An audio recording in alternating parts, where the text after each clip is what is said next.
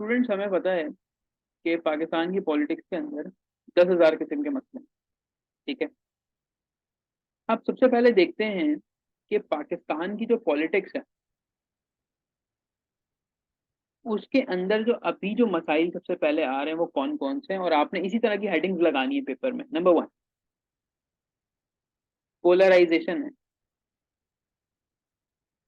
अच्छा स्टूडेंट्स, अब मुझे कहते हैं कि सर आप जो पढ़ा रहे हैं ना आप उसमें नोट्स दे दें। बेटा, पोलराइजेशन ऑफ पॉलिटिक्स को किसी नोट्स के अंदर आपको कुछ नहीं मिलेगा, ये आपकी जनरल ऑब्जर्वेशन है। तो इसके नोट्स मत मांगिएगा, इसके नोट्स नहीं है मेरे पास। मैं सिर्फ हेडिंग्स लिखता हूँ कि जी पोलराइजेशन ऑफ पॉलिटिक्स है। तो पोलराइजेशन ऑफ पॉलिटिक्स का मतलब क्या है? इसका मतलब ये है कि दो एक्सट्रीम्स बन चुके हैं। तो ये पूरे मुल्क में दो एक्सट्रीम्स बन चुके हैं। एक जो है वो एक पार्टी को सपोर्ट कर रहा है, और दूसरा जो है वो एक अलग पार्टी को सपोर्ट करता है। ठीक है।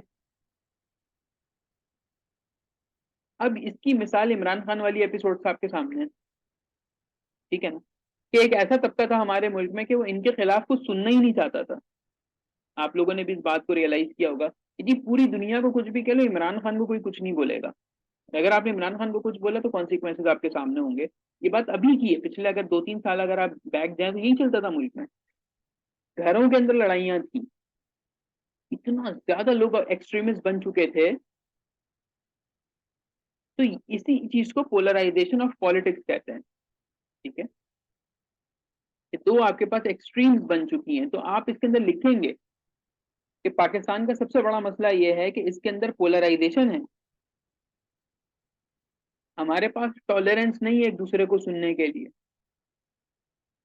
आप कभी भी किसी पॉलिटिकल पार्टी से बात करो ना कि यार आपने क्या काम किया इक्तिदार में आके, तो पता है उसका क्या जवाब होता है? उसका जवाब ये होता है कि अच्छा दूसरों ने क्या कर लिया। तो ये तो कोई जवाब नहीं हुआ ना।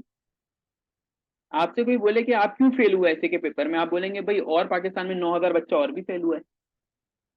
तो this is not the thing. तो पोलराइजेशन ऑफ पॉलिटिक्स को आप इस तरीके से बयान करेंगे अपने पेपर के अंदर कि देखें जी मुल्क के अंदर जो है वो डिवीजन है, और कोई दूसरी पार्टी के खिलाफ कोई बात ही नहीं कर सकता है। फ्रीडम ऑफ स्पीच का मसला आ जाता है। ठीक है। तो एक तो सबसे बड़ा मसला ये आप इसकी हेडिंग लगाएंगे अपने पास, पोलराइजेशन ऑफ पॉलिटिक्स।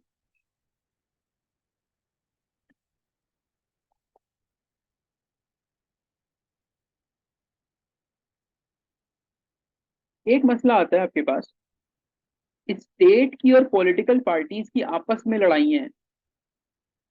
ये किस सेंस के अंदर है? ये इस सेंस के अंदर लड़ाई है आपकी कि भाई लेट सपोज कोई एक जजमेंट आती है। स्टेट जो है आपका क्या है? कोई लेजिस्लेशन है, कोई एग्जीक्यूटिव है, कोई जजमेंट आई आपकी। ठीक है। स्टेट ने कोई जजमेंट दी तो पॉलिटिकल पार्टीज ने रैली निकालना शुरू कर दी।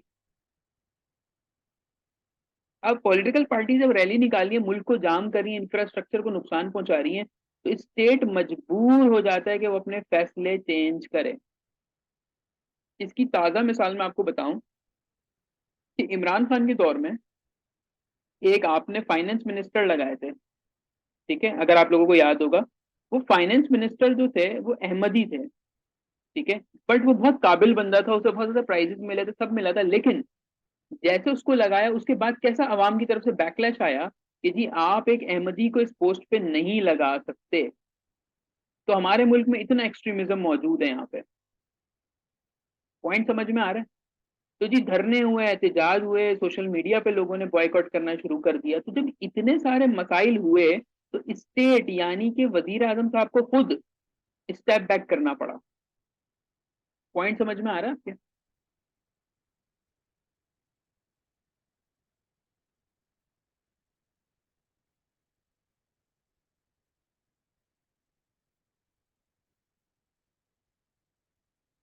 ये अगर क्लियर हो गया तो मुझे बता दें, ताकि फिर मैं इसको आगे ये पॉइंट्स आपको बताता रहूँ। यही मटेरियल है आपका, इसी को आपने यूटिलाइज करना है।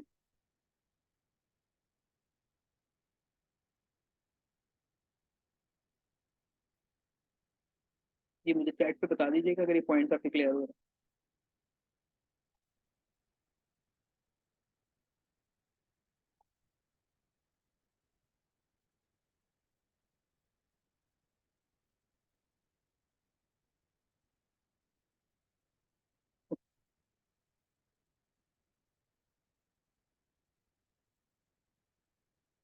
ट्रस्ट इन इंस्टीट्यूशंस नहीं है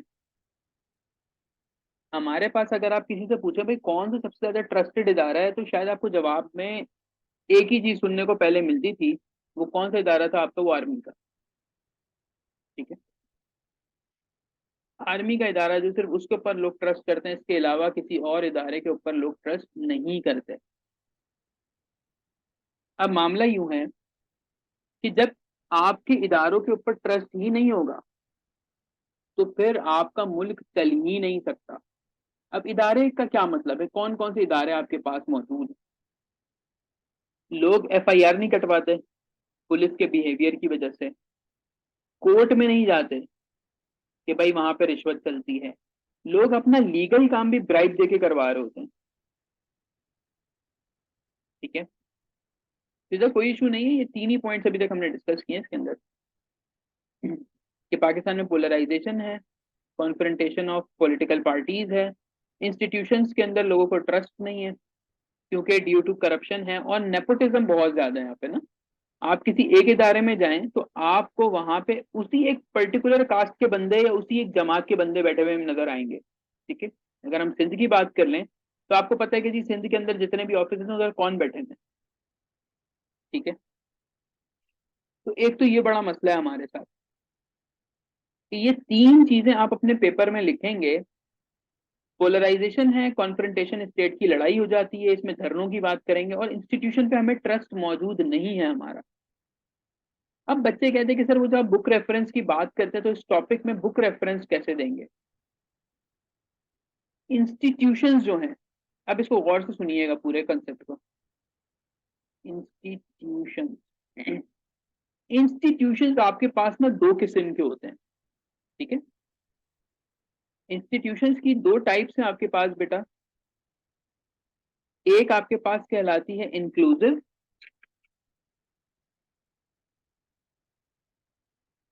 इंक्लूसिव इंस्टीट्यूशन होता है, और दूसरा एक्सट्रैक्टिव इंस्टीट्यूशन होता है।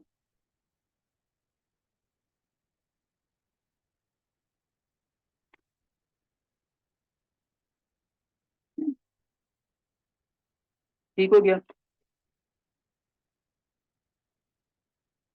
अच्छा, इसके अंदर आप लिखेंगे अपने पास कि ये जो हम कॉन्सेप्ट ले रहे हैं हम कौन सी किताब से ले रहे हैं, ताकि आप लोगों को पता हो, और जब आप पेपर में लिखेंगे ना तो आपको एक जनरलाइज आइडिया होगा कि हम ये जो रेफरेंस दे रहे हैं वो हम किस किताब से दे रहे हैं और किस पॉइंट में से दे रहे हैं उठा के। ठीक है, तो आप इसके अंदर अपने पास लिखें कि वाई नेशंस फेल। ठीक है, ये वाई नेशंस फेल किताब है।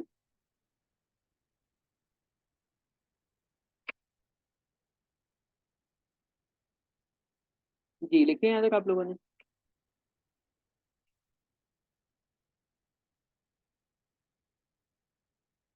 वेदर एक्सक्लूसिव नहीं है, एक्सट्रैक्टिव इंस्टीट्यूशन है। ये इंक्लूसिव है और ये एक्सट्रैक्टिव। अब ये वाई नेशंस फेल जो बुक है, जाहिर है आप लोगों ने पढ़ी नहीं, तो अब मैं आपको बताता हूँ कि वाई नेशंस फेल जो है ना वो इतनी ज्यादा इंपॉर्टेंट क्यों है और उसमें क्या कंसेप्ट दिया हुआ है। तो आप मेरी बातों को लिख के नीचे लिख दीजिएगा कि इस किताब से हमने उसको पढ़ा है। ठीक है, अब इंक्लूसिव इंस्टीट्यूशन क्या होता है? जिसमें लोगों की पार्टिसिपेशन होती है। ठीक है, participation of people. Participation of people का क्या मतलब है? सादा सादा अल्फाज में कहें तो जी डेमोक्रेसी होती है, जिसके अंदर लोग पार्टिसिपेट करते हैं। जैसे मामला आया था ब्रेग्जिट का, यूके ने अपने लोगों से पूछा था कि जी हमने यूरोपियन यूनियन के साथ जाना है या नहीं जाना। तो जी उनके लोगों ने वोट किया था 51/49 के जी आप अलग हो जाएं। तो यूके ने एग्जिट कर लिया था। अवाम की राय मौजूद थी। ठीक है, उनका कोर्ट हो, उनकी पुलिस हो, उनकी लॉ मेकिंग हो, उन सब में बेटा क्या होता है कि वो लोगों की पार्टिसिपेशन करवाते हैं। उनके यहाँ लोग पार्टिसिपेट करते हैं बाय पोल। इसीलिए इन इदारों को कहा जाता है इंक्लूसिव इंस्टीट्यूशंस। ठीक है, आपको अगर पढ़ना है ना गवर्नेंस, डेमोक्रेसी, तो इसकी 8 कैरेक्टरिस्टिक्स होती हैं। ठीक है, आपके पास पेपर में ऐसे में भी आएगा ना, तो आप लिखेंगे जी 8 पॉइंट पे आप इसको जज करेंगे, दैट इज प्रैक्ट्री।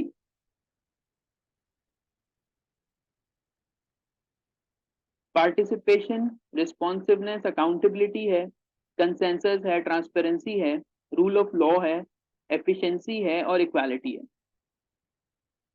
यहाँ पे आप जज करते, तो ये इंक्लूसिव इंस्टीट्यूशंस में ना सारी के सारी मौजूद होती है। एक्सट्रैक्टिव इंस्टीट्यूशंस क्या होते हैं? जो कि मिलिट्री टाइप के इंस्टीट्यूशंस होते हैं, ठीक है, जो कि अथॉरिटी वाइज चल रहे होते हैं। इसमें लोगों की पार्टिसिपेशन नहीं होती। बात समझ में आ रही है? इस किताब में वाई नेशंस फेल में ऑथर ने आपको पहले बताया कि दो किस्म के इंस्टीट्यूशंस होते हैं, इंक्लूसिव इंस्टीट्यूशंस और एक्सट्रैक्टिव इंस्टीट्यूशंस। आप लोगों को कॉन्सेप्ट क्लियर हो गया कि इंक्लूसिव कौन से हैं और एक्सट्रैक्टिव कौन से हैं?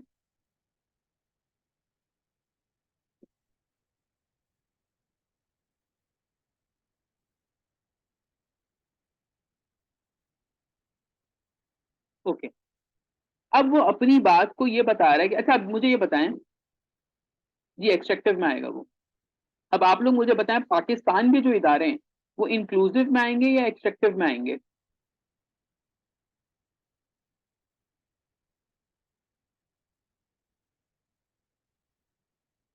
जल्दी से बताएं। एक्सट्रैक्टिव में, बिल्कुल ऐसे ही है।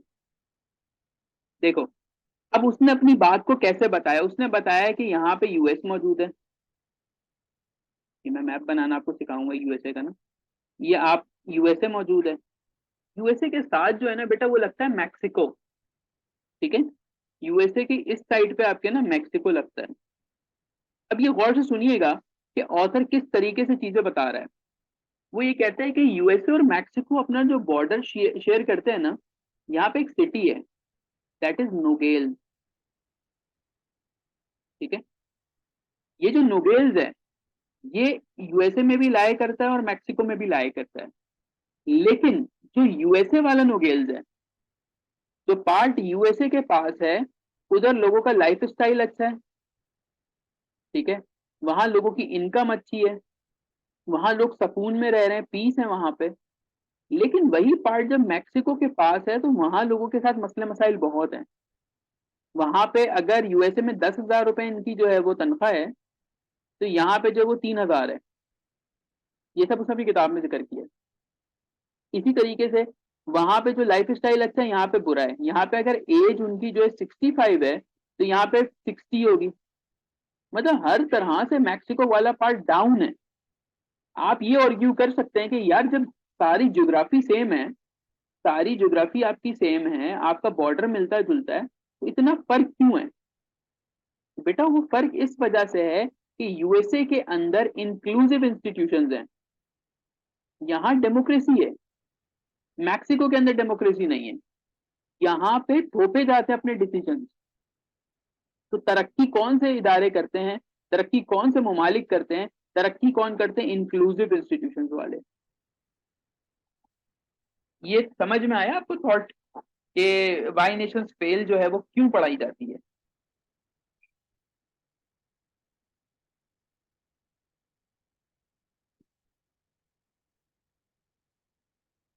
ओके।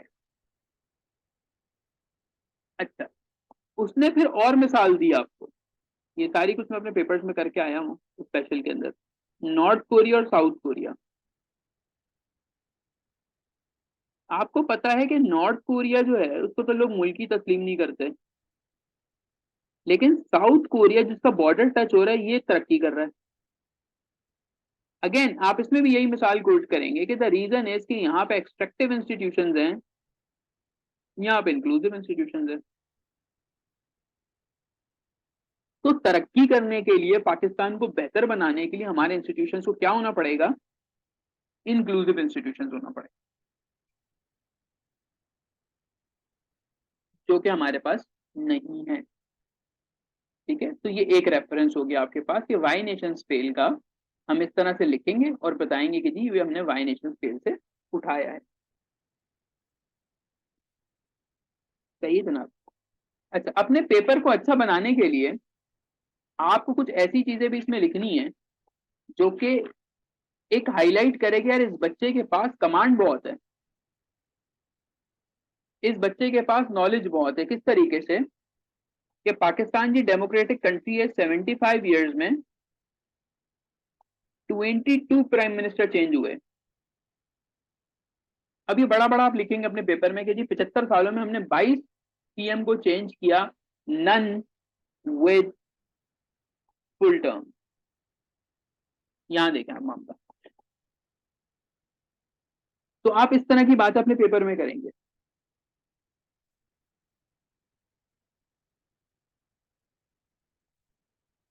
और आप इसमें क्या लिखेंगे कि जी पाकिस्तान की जो पॉलिटिकल पार्टीज हैं, पाकिस्तान पॉलिटिकल जो पार्टीज हैं उनके जो है ना 3 ऑब्जेक्टिव्स होते हैं, 3 ऑब्जेक्टिव। क्या क्या होता है? नंबर 1, उन्हें पब्लिक सपोर्ट चाहिए होती है, जाहिर है सपोर्ट होगी तो कुछ होगा। नंबर 2, कैप्चर पावर, फिर वो कैप्चर पावर करते हैं। और तीसरी जो चीज उनको चाहिए होती है वो क्या होती है? Service delivery. ठीक है, यही आपके पास 3 होते हैं। लेकिन अनफॉर्चुनेटली हमारे मुल्क के अंदर आपको ये 2 चीजें मिलेंगी कि जो भी आपका रिप्रेजेंटेटिव है वो आता है, पब्लिक सपोर्ट लेता है, पावर कैप्चर करता है, और सर्विस डिलीवरी ना होने के बराबर है। सही है। So you need to write these things. हमने यहाँ पे 3 पॉइंट्स के ऊपर बात कर ली थी। एक सबसे बड़ा मसला जो है वो डायनेस्टिक पॉलिटिक्स का है। आप इसमें लिखें बिल्कुल कि जी डायनेस्टिक पॉलिटिक्स, पाकिस्तान का सबसे बड़ा एक मसला चला आ रहा है डायनेस्टिक पॉलिटिक्स। समझते हो ना डायनेस्टिक पॉलिटिक्स क्या होती है?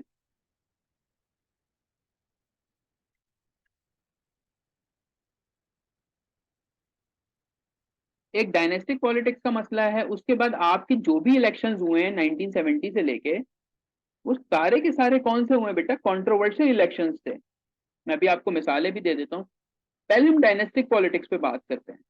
पहले तो ये चीज आपको पता होनी चाहिए कि this only not exist in Pakistan, पूरी दुनिया में डायनेस्टिक पॉलिटिक्स होती है। ठीक है, लेकिन जाहिर है क्योंकि हम अपना दलीलों को मजबूत करेंगे तो हम पाकिस्तान स्पेसिफिक मिसाल देंगे। ठीक है, हम पाकिस्तान स्पेसिफिक बताएंगे।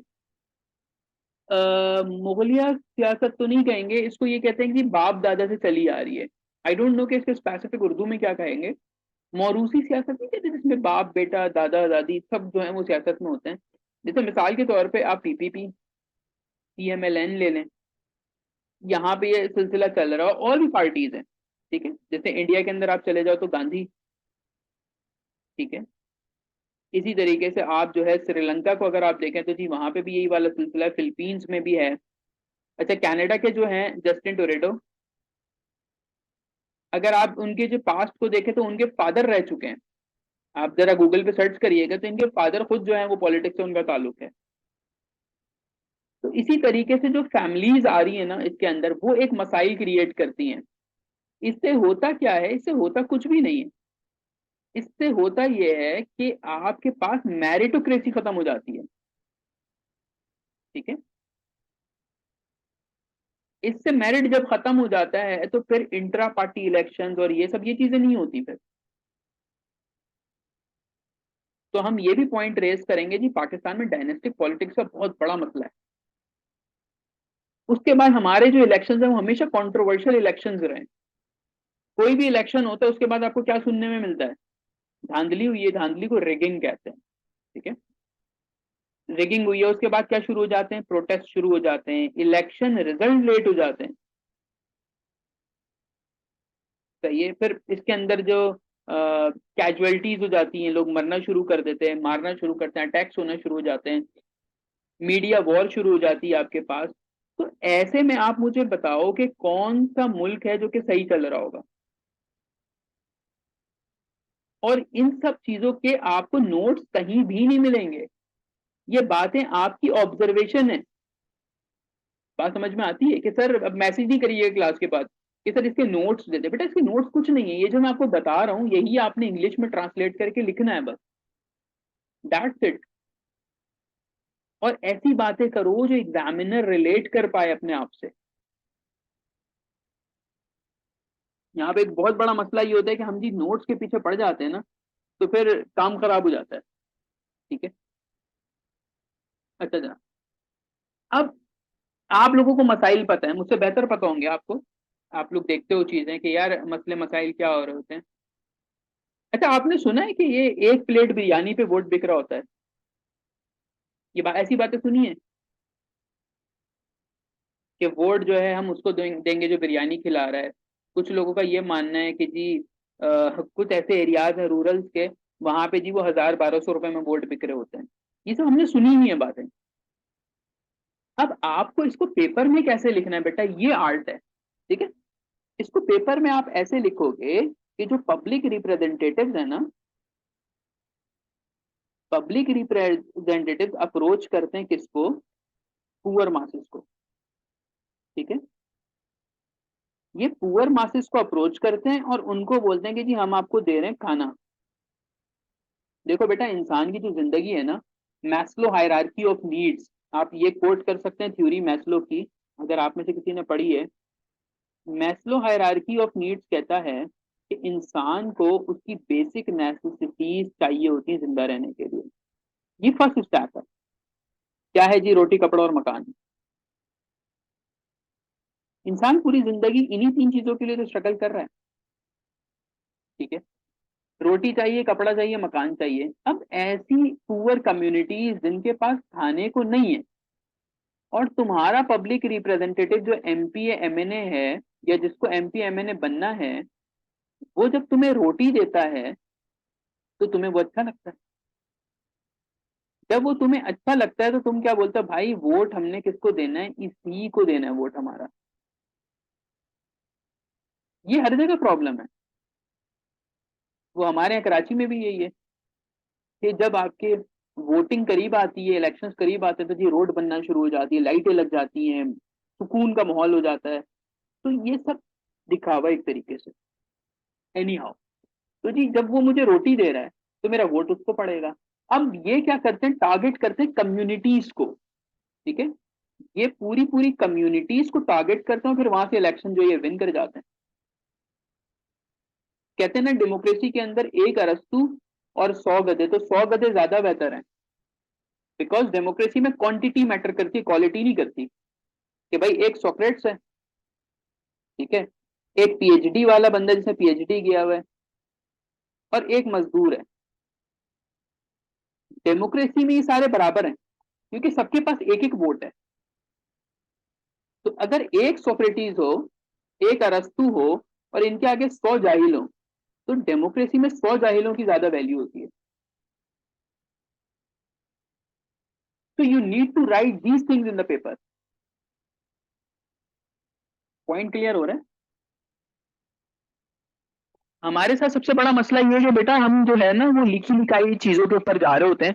हालांकि जितना तुम एग्जामिनर को रिलेट करोगे ना इन चीज सारी बातों से, तो वो ज्यादा देखेगा। आप देखो, पंजाब एफटीसी के जो ज्यादातर एग्जामिनर है वो पंजाब से बिलोंग करते हैं।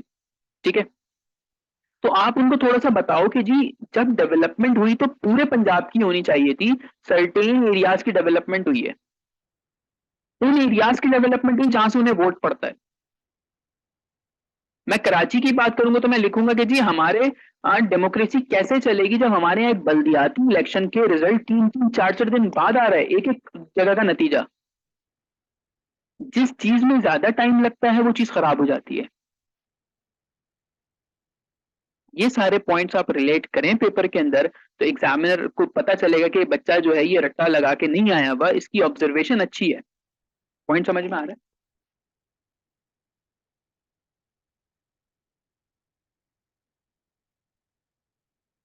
और आप इसके अंदर क्या लिखें? ये जो आपका मीडिया है, देखो मीडिया किसी भी चीज से दूर नहीं है। हर चीज के अंदर मीडिया का पॉइंट लाजमी आएगा। राइट। मीडिया का पॉइंट इस तरीके से आएगा, जो प्राइम टाइम टीवी शोज है ना आपके, आप उसका जिक्र करेंगे जो 9 बजे वाले ना। यू नो दैट के सबसे ज्यादा जो एंकर पर्सन मर रहे होते हैं ना, वो 9 बजे वाले टीवी शोज के लिए मर रहे होते हैं कि भाई हमें ये वाला स्लॉट दे दें। 9 बजे प्राइम टाइम होता है इनका। सही है। सबसे ज्यादा रेटिंग टीआरपी जो होती है इनकी इस शो की आ रही होती है। क्यों? क्योंकि तमाम लोग जब अपने अपने घरों को पहुंचते हैं और जब वो न्यूज खोलते हैं तो 9 बजे के बुलेटिन के बाद वो ये प्राइम टीवी शोज देख रहे होते हैं, और इसके अंदर उनकी कोशिश होती है कोई ऐसी मसालेदार बात की जाए कि जिससे ये सारा कुछ सिलसिला बने आगे। राइट। तो हम इसका भी बताएंगे कि जी मीडिया कैसे काम कर रहा है और मीडिया कैसे पोलराइजेशन को फैला रहा है। हम मीडिया का जिक्र लाजमी करेंगे इसके अंदर। कमिंग बैक कि सर मसाइल तो हैं, इनको सही कैसे किया जाएगा। अगेन आपकी रिकमेंडेशन जो होंगी वो ऐसी होनी चाहिए जो कि रियल लाइफ पे बेस हो। जैसे हम कहेंगे कि हमारे इदारे इंक्लूसिव इंस्टीट्यूशन हो। ठीक है। अब इसके अंदर मैं आपको एक रेफरेंस देता हूँ, जाहिर है आप लोगों को फिर वो चीज नहीं पता होगी। ये जब आप पॉडकास्ट सुनेंगे, डिफरेंट किताबें पढ़ेंगे या थोड़ा इंडियन मीडिया देखेंगे तो आपको समझ में आएगी चीज कि यार सीएसएस इज डिफरेंट। ये सिर्फ अपने नोट्स अपना रट्टा लगाना या किसी सीएसपी की क्लास लेने से नहीं होता, ये डिफरेंट चीजों से होता है। अब इंडिया के अंदर एक है जमात आम आदमी पार्टी। ठीक है। उन्होंने क्या किया है दिल्ली में, उन्होंने करप्शन को कैसे खत्म किया। उन्होंने वहां करप्शन खत्म की। कैसे करप्शन खत्म की?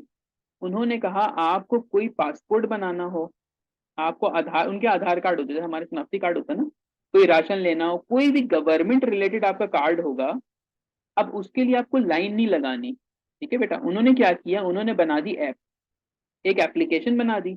उस पर आप साइन अप करेंगे, जाके अपना अकाउंट बनाएंगे, और जब आपको वो चीज चाहिए होगी ना तो गवर्नमेंट विल कॉल यू। वो कॉल करेगी और पूछेगी जी क्या टाइम है जो हमारा बंदा आएगा। तो रिप्रेजेंटेटिव जो है ना वो आपके गेट पर आता है। सही है। और गेट पर आके पूरा प्रोसीजर करेगा और जाएगा। इससे क्या हो रहे हैं, दो तीन फायदे हो रहे हैं। अकाउंटेबिलिटी है, कौन बंदा आ रहा है क्या आ रहा है, आपका टाइम खर्च नहीं हो रहा, बीच में कोई करप्शन वाला बंदा है ही नहीं। तो उन्होंने दिल्ली के अंदर ये काम कर दिया है।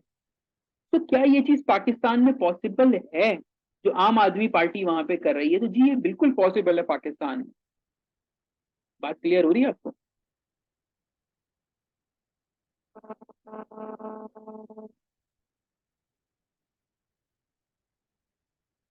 दीज आर द इनिशिएटिव्स जो कि दूसरी दुनिया कर रही है और हम नहीं कर रहे। और हमें क्या करना है कि एक थका हुआ एस्पिरेंट होगा जो कि सिर्फ किताबों से रट्टे वट्टे लगा के जा रहा है, वो इसमें क्या लिखेगा? जी एजुकेशन दे दें लोगों को, जी ये दे दें। आपने बताना है कि यार देखो हमारे पड़ोसी मुल्क ने कैसे काम किया है, वो हमारे पड़ोसी मुल्क में ऐसे करप्शन खत्म की, तो क्या हम नहीं कर सकते? हम बिल्कुल कर सकते हैं। ठीक है। इसी तरीके से आप मिसाल देंगे कि यूएसए के अंदर दो कैंडिडेट्स ना बेटा आमने सामने खड़े होकर डिबेट करते हैं इलेक्शन के टाइम पे। बात समझ में आ रही है? दो कट्टर कैंडिडेट रिपब्लिकन और डेमोक्रेट्स के आमने सामने खड़े होकर डिबेट करते हैं, और अवाम फिर उसकी बेसिस पे जज करती है कि हमें जी किसको जो है वोट करना है। ये चीज पाकिस्तान में लाई जा सकती है, ये मॉडल हम देंगे। तो आपको रिकमेंडेशंस तो देनी है बट जो कि दुनिया में हो रहा है उससे रिलेट करते हुए। ठीक है। ये पॉइंट्स क्लियर हो रहे हैं आप लोगों को?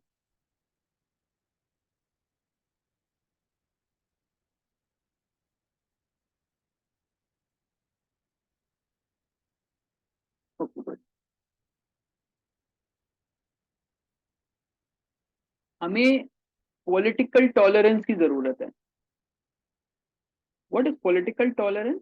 अगले की बात को समझना, बर्दाश्त करना। हमारे यहाँ पेशेंस नहीं है लोगों में। पेशेंस कैसे आएगा? जब आप एजुकेशन के अंदर पेशेंस का एलिमेंट डालेंगे। ठीक है। लोगों को आज पता ही नहीं है कि सब्र होता क्या है। सर कभी पढ़ाया ही नहीं गया। सिविक्स नहीं पता लोगों को कि जी गाड़ी अगर आपने पार्क करनी है तो कैसे पार्क करनी है, रोड पे चलना है तो कैसे चलना है, जिंदगी गुजारनी है कैसे गुजारनी है। लोगों को राइट्स ही नहीं पता अपने। तो हमें ये चीजें अपने सिलेबस, अपने करिकुलम के अंदर ऐड करनी है। ठीक है। इसी तरीके से फ्रीडम ऑफ स्पीच की कुछ लिमिटेशंस होनी चाहिए। इलेक्शन के दौरान आपने देखा होगा या अभी भी जो एक दूसरे के करेक्टर पे बात हो रही होती है, वो ऐसा वो वैसा। अब हमें इस चीजों से ऊपर की तरफ निकलना है, ये पीछे रह गई ये चीजें कि जी वो इस बिरादरी का है, वो ऐसा है वो वैसा, उसका करेक्टर है। भाई करेक्टर को छोड़ दो, आप देखो क्या वो बंदा आपके मुल्क के लिए काम कर सकता है नहीं कर सकता। We need to develop these things and so on and so forth. आप 3 से 4 रिकमेंडेशन देंगे इसमें, और इन रिकमेंडेशंस के बाद अगर आपने इस तरह की इसमें टर्म्स इस्तेमाल की हुई हैं, जैसे कि जहां से मैंने स्टार्ट लिया इन सब चीज़ों को, पोलराइजेशन की हम खुल के बात करेंगे, कॉन्फ्रंटेशन की बात करते हैं, हम जो है वो ट्रस्ट की बात करेंगे इदारों पे, इसमें हम एक रेफरेंस दे रहे हैं वाई नेशंस फेल का। उसके बाद हम यहाँ बता रहे होंगे जी नॉर्थ कोरिया साउथ कोरिया को हम इसमें इंक्लूड कर रहे हैं। ठीक है बेटा, हम एक ये फैक्ट दे रहे होंगे कि जी 75 सालों में 22 PM आपने चेंज कर दी है। उसके बाद हम थोड़ा सा रियलिटी चेक दे रहे हैं अपने एग्जामिनर को। उसके बाद हम डायनेस्टिक पॉलिटिक्स की बात करते हैं, हम इलेक्शंस की बात करेंगे अपने टॉपिक के अंदर। फिर हम बता रहे होते हैं कि जी कैसे वोट बिक रहा होता है यहाँ पे। ठीक है, और इन सब के बाद फिर हम रिकमेंडेशंस देंगे कि जी सही कैसे करेंगे, मीडिया का किरदार आ जाएगा यहाँ पे, सो ऑन एंड सो फोर्थ। आप इसमें बहुत कुछ लिख सकते हो और इसके लिए आपको किसी नॉलेज की रिक्वायरमेंट नहीं है। ठीक है बेटा, अब मैं आपको बताऊं कि अभी मैंने आपसे जो भी बातें की, ये सब तो आपको भी पता थी, ये पता थी ना ये बातें।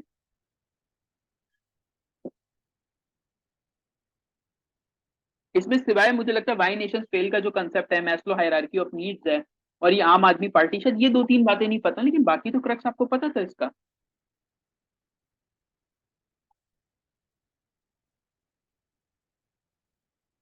ठीक है, अब आप जितने भी सवाल देखोगे ना बेटा, जितने भी सवाल सीएसएस के पुराने पेपर में पीएमएस में आप देखें, उसमें जब वो आपसे आपकी राय मांग रहा है, तो उसका जो ध्यान ज्यादातर होता है ना, कि इस बच्चे को मैंने बीपीएस 17 की सीट देनी है, इस बच्चे को मैंने 16 की सीट देनी, यानी कि मैनेजमेंट। जब मैं इसको मैनेजमेंट दे रहा हूं तो ये मसाइल को हल करने की इसमें कितनी काबिलियत है। बस लास्ट बात करूंगा फिर इसको खत्म कर देंगे। बेटा इसकी मिसाल यूं है कि आपसे कहा जाए कि वाटर क्राइसिस है पाकिस्तान में, तो क्या करना चाहिए, तो आप बोलोगे सर डैम बना दें। ठीक है, और वो यही आपको बोलेगा जी अल्लाह हाफिज, विच मीन्स कि आपको ग्राउंड रियलिटी पता ही नहीं है कि सर डैम बना दे। ओ भाई अरबों रुपए का डैम बनता है, अरबों। तो dam banana is not the solution of water crisis in Pakistan. तो इसी वजह से जो सीएसएस में फेलियर रेट है इतना ज्यादा है कि बेटा 10,000 बच्चा होगा ना, 10,000 में से तकरीबन कोई 9,000 कैंडिडेट आपका यूं होगा जो वाटर क्राइसिस का सोल्यूशन हमेशा ये देगा डैम बना दो। और जो कुछ खुश नसीब है जो कि अपने सारे पेपर पास कर जाते हैं, उनमें से ज्यादातर की जो रिकमेंडेशन है वो यूं होती है कि सर ऑलरेडी जो मौजूद डैम है ना, उनकी मेंटेनेंस कर दें, या डैम अगर बनाने तो स्मॉल डैम्स बनाएं आप, जिसमें खर्चा कुछ कम आता है। तो ये बात आपको समझ में आ गई सारी।